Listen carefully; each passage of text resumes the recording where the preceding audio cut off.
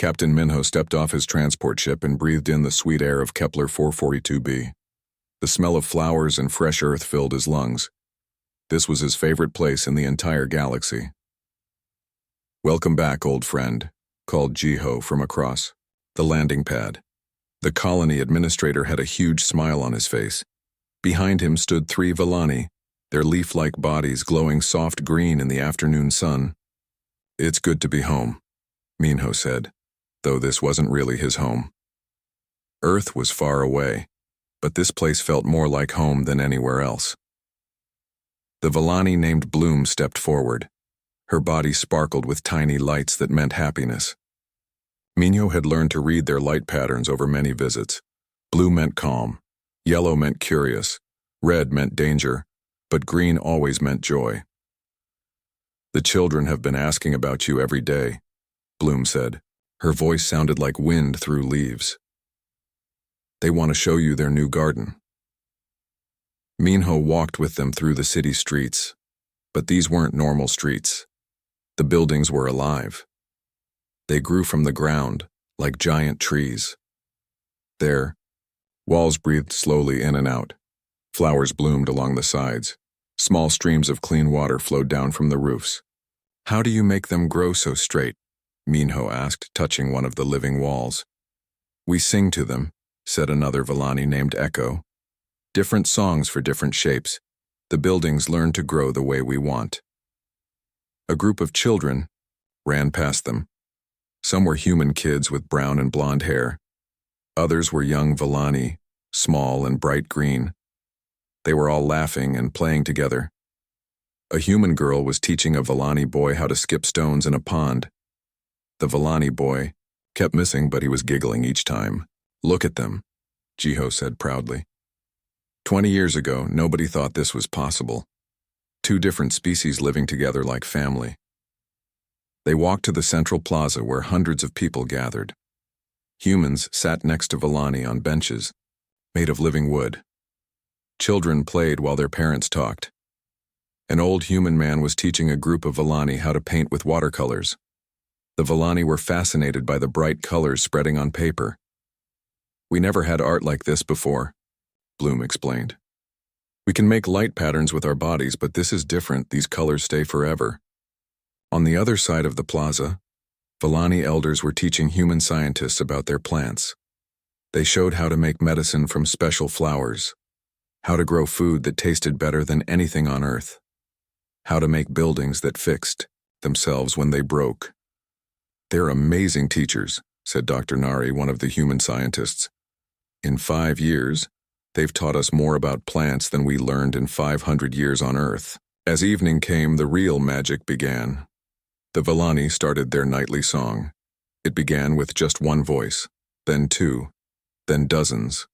The sound was like music, but also like the wind and the ocean mixed together. Their bodies glowed brighter as they sang. The living buildings responded to the song. Windows opened to let in cool air. Flowers bloomed along the walls. The streets themselves seemed to pulse gently with life. Human families came out of their homes to listen. Some had learned simple Villani songs and sang along. Others just sat quietly and enjoyed the beautiful sounds. "This is what peace looks like," Minho thought to himself. "This is what we were meant to become." A young human boy named Sung ran up to him. "Captain Minho! Captain Minho, come see what we built." The boy grabbed his hand and pulled him toward the school. Inside, human and Villani children had worked together to build a model of their city. But their model city was even better than the real one. It had floating gardens and rainbow bridges, buildings that looked like giant flowers. "This is our dream city," explained a Villani girl named Star. Her body was bright with excited yellow lights. "We want to build it for real someday." "Maybe you will," Minho said. "You're all very smart." Later that night, Minho sat with Jiho on a balcony overlooking the city. The lights from the Villani made everything glow softly. It looked like a fairy tale. "Sometimes I can't believe this is real," Jiho said. "When I first came here, I was scared. I didn't know if we could trust them. They were so different from us." "What changed your mind?" Minho asked. The first winter was very hard. We didn't know how to grow food in this soil. We were going to starve. The Villani could have let us die. Instead, they shared everything they had. They taught us their farming secrets. They saved our lives. And now? Now they're family. My daughter Yuna thinks of Bloom as her aunt. When humans get sick, the Villani make medicine for us. When Villani get lonely, human families invite them for dinner. Minho nodded. This was why he kept coming back. This was proof that different species could live together in peace. This was hope for the future. The galaxy needs to see this, he said. Other worlds need to know it's possible. But as he spoke, he didn't know that far away, another species was watching them too. And they didn't like what they saw. The alarm started screaming at 5 in the morning. Yoon woke up in his bed and ran to the window. The sky was full of strange ships. They were black and sharp like knives. He had never seen ships like these before. What's happening? His wife Nari asked, still sleepy. I don't know, Hyun said, but it doesn't look good. The black ships started shooting at the city, but they weren't shooting at random places. They were aiming at specific buildings. The living buildings that humans and Villani had built together. Boom. The first explosion hit the school where human and Villani children learned together. The Yarir building screamed as it died. Yes, screamed. Living buildings could feel pain. Boom. The second explosion hit the hospital where Villani healers worked with human doctors. The walls started bleeding green sap as the building collapsed. They know exactly what to hit, Hyun realized with horror. Someone told them about our city. He grabbed his emergency radio. This is Hyun at Sector 7. The attackers are targeting the bio-integrated buildings. They're trying to kill both our species at once. Outside, people were running and screaming. Human families carried their children toward the emergency shelters. Villani elders tried to save the young plants in the nursery gardens, but the attacks were too fast and too many. Jiho, the colony administrator, was at the central plaza trying to organize the defense. But Kepler 442b was a peaceful world. They had only a few security guards and some old weapons from the early colony days. We need help, Jiho shouted into his communicator. This is New Harmony calling any human ship. We are under attack. We have civilians down here, humans and Villani. The attacking ships belonged to something called the Hegemony. They were a group of alien species who believed in taking what they wanted by force. They had been watching the human colony for months. They didn't like what they saw. Look at them, said Commander Zek from his ship above the planet. Humans and plant creatures living together like friends. It makes me sick. Weakness like this spreads like a disease. Why don't we just take their resources and leave? Asked one of his officers. Because other species will see this place and think they can be friends with humans too. We need to show the galaxy what happens to weak races. We kill them all. Down. On the planet, the battle was going badly. The few human security guards fought bravely, but they were outnumbered 100 to 1. Hegemony soldiers landed in the streets and started hunting for survivors. Bloom, the Villani who had welcomed Captain Minho so many times, was trying to help human children reach safety. She carried a little girl named Yuna while her own body flashed bright red with fear. The shelter is just ahead, she told the children. Run as fast as you can. But a Hegemony soldier appeared in front of them. He was tall and covered in metal armor. His weapon was pointed right at the children. Please, Bloom said, stepping in front of the kids. They are just babies. They did nothing wrong. The soldier laughed. That's the problem with you weak species. You care too much about babies. He fired his weapon. Bloom fell down, her light patterns fading to black. The children screamed. Yuna, the little girl Bloom had been carrying, knelt beside her dying friend. Bloom? Bloom, wake up. But the Villani could not hear her anymore. All across the city, similar scenes were happening. Hegemony soldiers killed anyone they found. They burned the living buildings with special fire that made sure nothing would ever grow there again. They destroyed the biolabs where humans and Villani had worked together to make new medicines. In the central plaza, the last group of defenders made their final stand. 50 humans and 30 Villani stood together around their families. They had no more ammunition, no more hope. We fought well, Jiho said to Echo, one of the Villani elders beside him. I'm sorry we couldn't save your people. You are our people too, Echo replied, her body glowing soft blue for the last time. We live together. We die together. The hegemony soldiers surrounded them. Commander Zek himself came down to watch the end. Any last words? He asked mockingly. Jiho looked up at the sky where he knew human ships might someday come. Tell them what you did here. Tell them you killed a dream. Tell them you murdered innocents. And tell them we will never forget. Nobody will remember you, Zek laughed. In a few years, nobody will even know this place existed. But as he spoke, he didn't know that Captain Minho's ship was racing toward them. 3 hours away. Too late to save anyone, but close enough to see the smoke rising from the dead city. The attack lasted 6 hours. When it ended, New Harmony was gone. The living buildings were piles of ash. The streams were poisoned. The gardens were burned. Every human was dead. Every Villani was dead. The hegemony ships left as quickly as they had come. They had made their point. They had shown the galaxy what happened to species who tried to live in peace. But they had made one big mistake. They thought nobody would care about one small colony on the edge of space. They were very, very wrong. Captain Minho sat in his ship, staring at the emergency message. The words didn't make sense. His brain refused to understand them. New Harmony destroyed. No survivors. Hegemony attack confirmed. This has to be wrong, he whispered to his crew. Check the message again. His pilot Wu looked at the screen with tears in his eyes. Captain, I've checked it 10 times. It's real. They're all gone. Minho felt something break inside his chest. Bloom was dead. Echo was dead. Little Yuna was dead. Jiho was dead. All of them.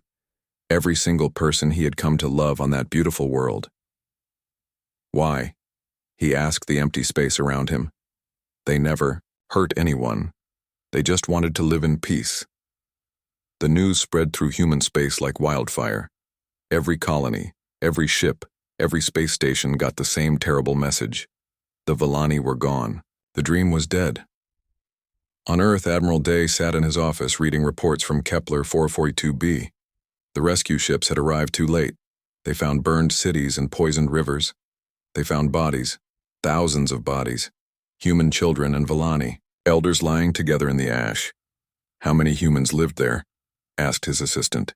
12,000, Day replied. But that's not the point. The Villani weren't just our allies. They were our friends, our teachers, our family. His communicator buzzed. It was another admiral calling from Mars Colony. D, my people are furious. They're demanding revenge. Mine too, came another voice from Europa Station. The colonists here are ready to fight. Same here, called a third voice from the asteroid mines. Nobody hurts our friends and gets away with it. Day looked out his window at Earth below. Peaceful blue oceans and white clouds.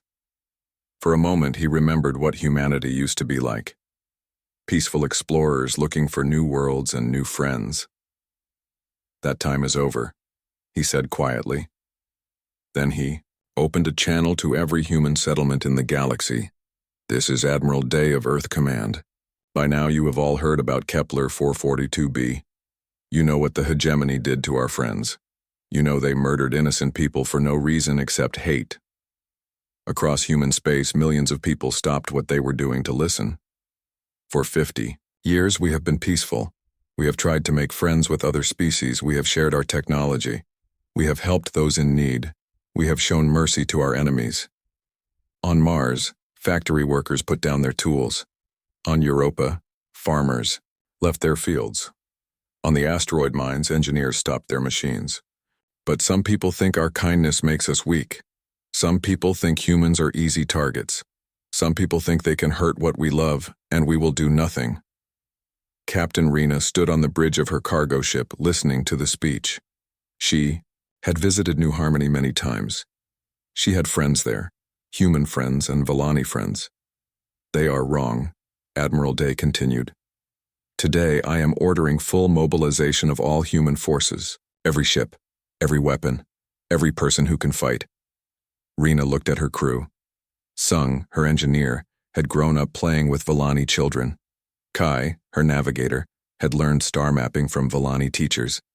They all had the same look in their eyes now, cold anger. "We are not going to arrest the hegemony," Day's voice continued. "We are not going to put them on trial. We are not going to show them mercy. We are going to hunt them down like the animals they are." On colony after colony, civilians started volunteering for military service. Old soldiers came out of retirement. Factory owners offered to convert their plants to make weapons. Ship captains offered their vessels for the war effort.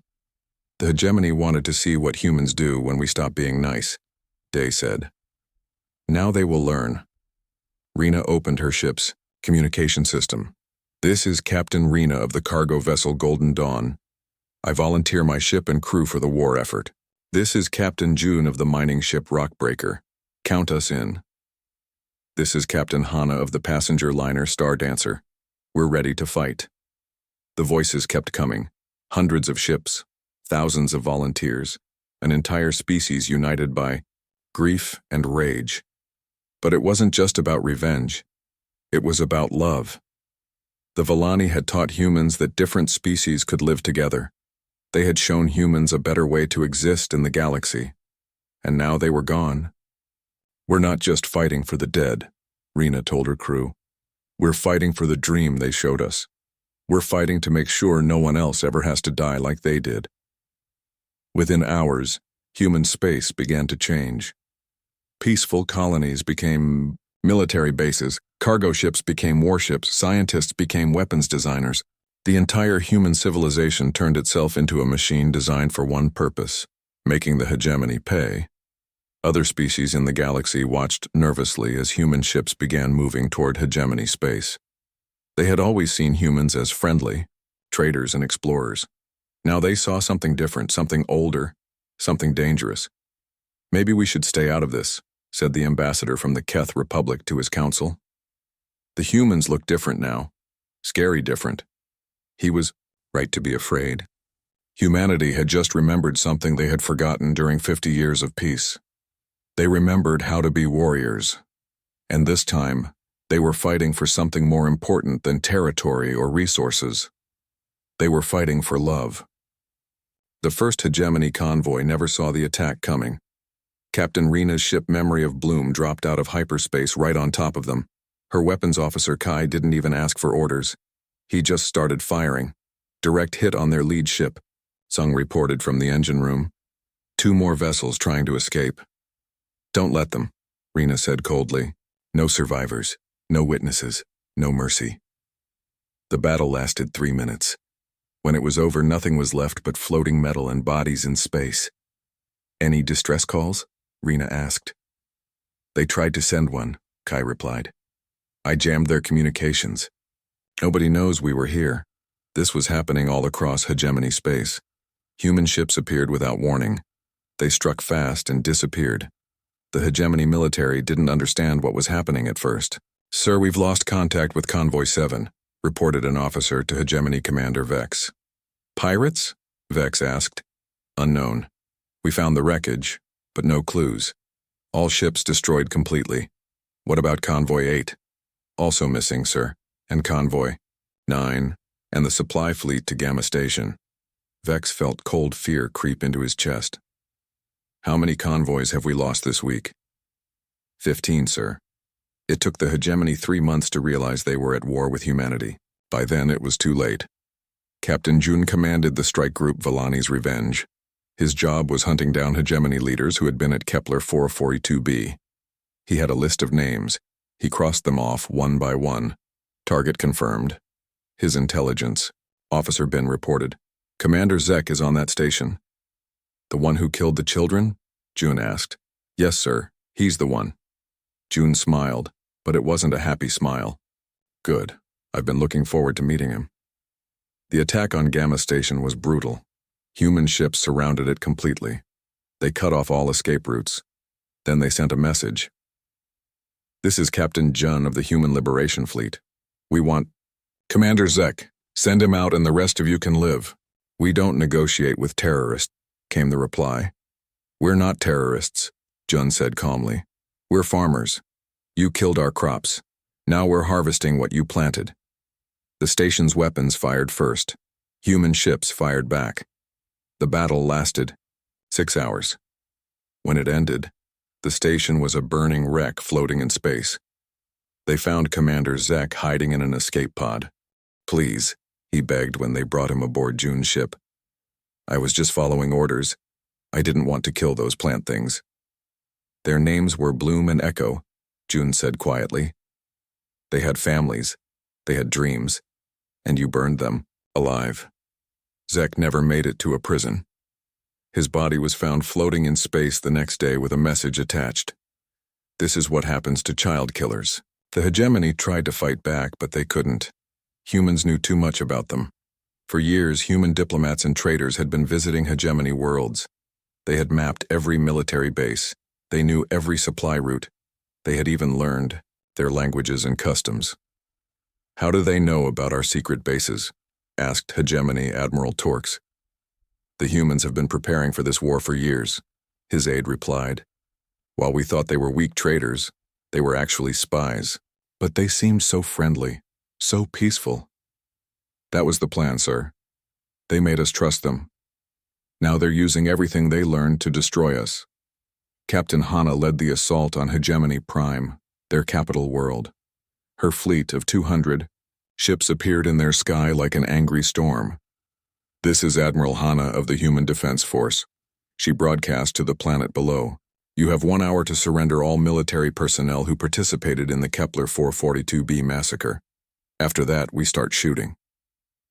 You can't attack a civilian world, the planetary governor replied. That's against galactic law.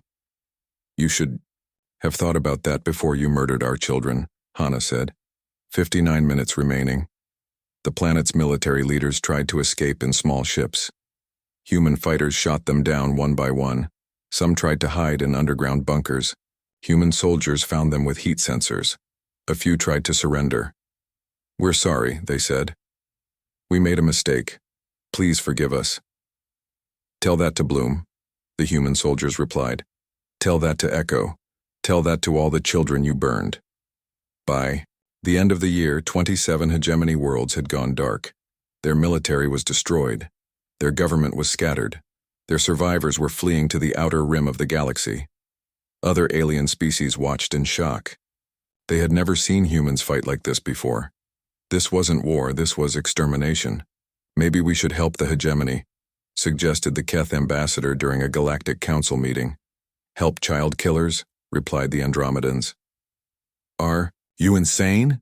But the humans are being too harsh. This isn't justice, this is revenge. An old Andromedan elder stood up slowly. Young one, let me tell you something about humans. They are the kindest species in the galaxy when you treat them with respect. But when you hurt their friends, they become something else entirely. Something very old and very dangerous. What do you mean? I mean the humans haven't been civilized for very long. Underneath all that politeness and kindness, they're still predators. And right now they're hunting. The last hegemony survivors thought they were safe in the void sector. It was the emptiest part of the galaxy. No stars, no planets, just cold, darkness between distant galaxies. They built a hidden base on a dead asteroid and waited. The humans will never find us here, said General Crix, the highest-ranking hegemony officer still alive. There's nothing out here. No reason for anyone to come. His small fleet of 30 ships floated silently in the darkness. 300 survivors from an empire that once ruled 50 worlds. They had food for 6 months and fuel for maybe a year if they were careful. What's our plan, sir? Asked Captain Yelt, one of the few ship commanders left. We wait, Crick said. The humans are angry now, but anger fades. In a few years, they'll get tired of hunting us, then we can rebuild. But Captain Bin of the human ship Garden's End was already tracking them. His vessel was specially built for deep space hunting. It had sensors that could detect a single heartbeat from 1,000,000 miles away. Technology that the Villani had taught humans before they died. I've got them, Bin reported to Admiral Rena over the long-range communicator. 30 ships, coordinates transmitted. How did you find them so fast? Rena asked. That sector is supposed to be empty. The Villani biosensors can detect life anywhere, Bin explained. Every heartbeat creates tiny vibrations. Every breath leaves chemical traces. You can't hide from the dead when they're helping us hunt. Admiral Rena commanded the final human fleet. Over 3,000 ships spread across the galaxy, all hunting the last hegemony survivors. She had been promoted after Captain Hana died attacking the hegemony homeworld. Now she was the face of human vengeance. All ships, converge on Bin's coordinates, she ordered. This ends today. In the void sector, General Crix was eating his dinner when the alarm started screaming. "Sir, ships approaching. Lots of ships." Crix ran to the command center. His sensors showed dots of light appearing all around them. Human ships dropping out of hyperspace in perfect formation. They were surrounded. "How many?" he asked. "I count 500, sir, maybe more." Crix felt his heart sink. 500 ships against his 30. There was no escape, no hope, no mercy. The human fleet formed a perfect sphere around the asteroid base. Every possible escape route was blocked. Admiral Rena's flagship Memory of New Harmony moved to the center of the formation. "This is Admiral Rena of the Human Liberation Fleet." Her voice echoed across all frequencies. "General Crix, I know you're listening. I have a message. For you." Crix picked up his communicator with shaking hands. "I'm here." "Good. I want you to look around at my fleet, count the ships. Think about how far we've come to find you. Then I want you to understand something very important." "What?" "There is nowhere in this galaxy you can hide from us. There is no cave deep enough, no space dark enough, no planet far enough. We will always find you." Crix tried to keep his voice steady. "We surrender. We give up. Please. We just want to live." "Did the children on Kepler 442b want to live?" Rena asked. "Did Bloom want to live when your soldiers shot her? Did Echo want to live when you burned her alive?" "That was war. We were following orders. No, that was murder. And now it's Judgment Day." Other alien species were listening to the conversation. The Galactic Council had ships monitoring the situation. They couldn't believe what they were hearing. "Admiral Rena," called Ambassador Vell from the Andromedan fleet, "please reconsider. These are the last of their kind. If you kill them, the hegemony species will be extinct." "Good," Rena replied simply. "But that's genocide. That goes against everything your species claims to believe." Rena was quiet for a long moment. When she spoke again, her voice was different. Sadder, older. "Ambassador, let me tell you about a little girl named Yuna. She was 7 years old. She loved to paint pictures of flowers. She had a Villani friend named Bloom who taught her about growing plants. Do you know what the hegemony did to her?" "Admiral, please." "They burned her alive while she was trying to help other children escape. A 7-year-old child, Ambassador. They murdered a 7-year-old child for the crime of having alien friends." The communication channel was silent. "So yes," Rena continued, "we're going to make the hegemony extinct. Because some things are so evil, so unforgivable that they don't deserve to exist. And anyone who kills children for fun falls into that category." General Crix made one last desperate plea. "Please, Admiral, show mercy. Be better than we were." "We tried being better," Rena said. "We tried being peaceful and kind and merciful. You know what it got us? Dead friends and burned children, so now we're going to try being something else." "What?" "Effective." The human fleet opened fire, all 500 ships shooting at once. The asteroid base disappeared in a ball of light that could be seen from 3 star systems away. When the light faded, nothing remained. The hegemony was extinct. Every ship destroyed. Every survivor dead. The species that had ruled 50 worlds was now just a memory. Admiral Rena stood on her bridge looking at the empty space where her enemies had been. She felt no joy, no satisfaction, just a cold, hollow feeling where her heart used to be. "It's finished," she said quietly. "Yes, ma'am," replied her crew. "Send a message to all human colonies. The war is over. The hegemony is extinct. No one will ever hurt our friends again." But as she spoke, Rena wondered what humanity had become. They had started as peaceful explorers. Then they became friends to the Villani. Now they were the galaxy's most feared predators. Maybe that was the price of love. When someone hurt what you cared about, you either let them win or you became something terrible enough to stop them. The humans had chosen to become terrible, and the galaxy would never forget.